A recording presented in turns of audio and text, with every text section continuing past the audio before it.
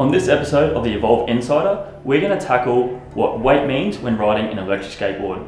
Weight affects pretty much everything about how the board performs, so we're going to run some tests to give you a better understanding of what you should expect from your board. We have done everything we can to ensure the boards are equal. The tyre pressures and belt tensions are the same.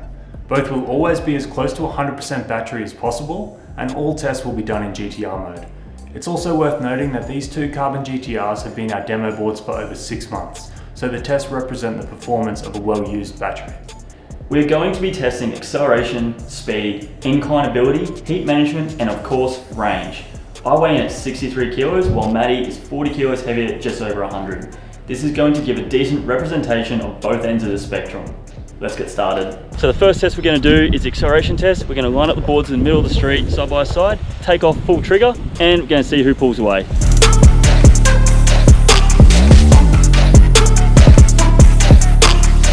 Very clear result there. Now onto the incline test. We're at a hill we like to call the board breaker to test the inclinability of the boards. The hill is roughly about 25%. We're going to see how much quicker Nick gets up there from me. We'll start from right at the bottom of the hill. Let's go.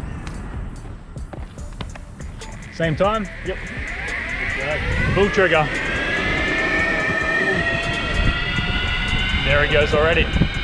Full trigger acceleration. You can see already gaining ground on Maddie. And there he goes. Getting closer to the top of the hill now. So I'm sitting on about 28, 29 k an hour. And we're at the top. So I can feel the boards really struggling. I'm down to 10 kilometers an hour, 7 kilometers an hour. Pretty much at the top. This is very bad for the board. I wouldn't do this in a normal situation, but I made it to the top. About 20 seconds longer. My board has gone into heat protection mode, and there's also smoke coming off the motors. You just have to be aware as a heavier rider, you're going to put a lot more strain on the board in situations like this. If this was a real world scenario, I would have gotten off. You can tell the board is struggling too much, whereas Nick, It's fine. it's fine. Just going back to the bottom of the hill, we've compared the two boards. Mine's still sitting on 97% battery. Maddie's 92. So we're at a 5% different for doing the exact same hill and riding back down with a 40 kilo difference. We're out here doing a top speed test at full battery. We're going to go straight down a straight road, full trigger, see what the difference is. 36 already, bouncing 36, 37. So both directions on the street, we've done the test. There was about a 1 k an hour top difference in top speed. It's pretty negligible really. It's consistent and it's pretty minimal considering the weight.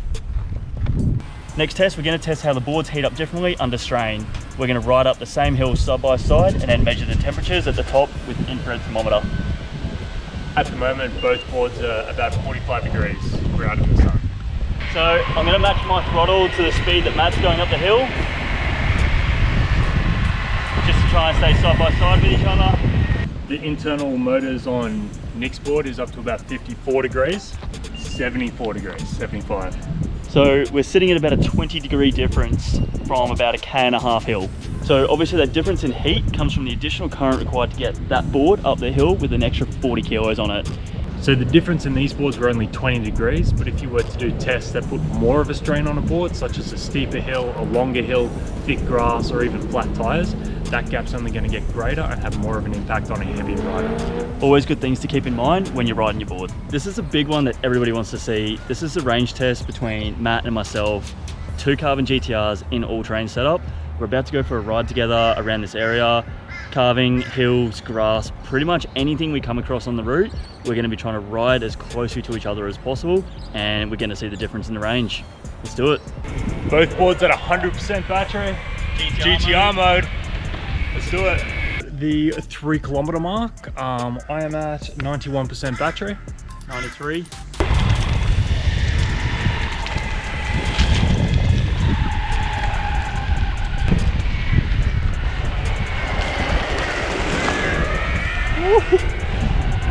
We've just hit 10 Ks. I'm on 73%. 66%.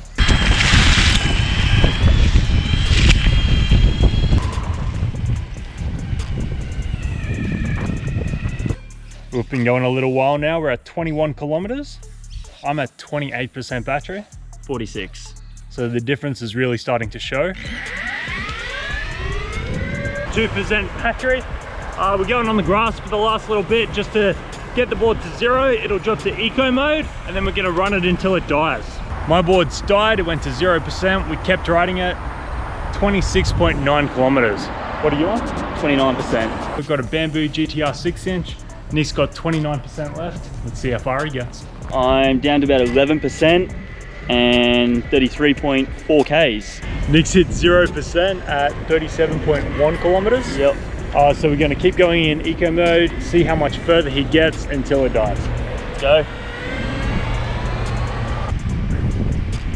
Full trigger eco. We've finally finished the range test. It was a little bit of an unexpected result, to be honest. Finishing up, I've finished on 42.7 kilometers. Which is 16.9 kilometers further than I got. So, yeah. Speaks for itself pretty much. A little bit unexpected, but that's it. We're gonna push these back to the shop and put them on charge. We hope this video shed some light on the differences that weight makes in different circumstances. If you like this kind of video, let us know in the comments if there's any other comparisons you want to see. Don't forget to subscribe and also check out other episodes of The Insider. See you next time.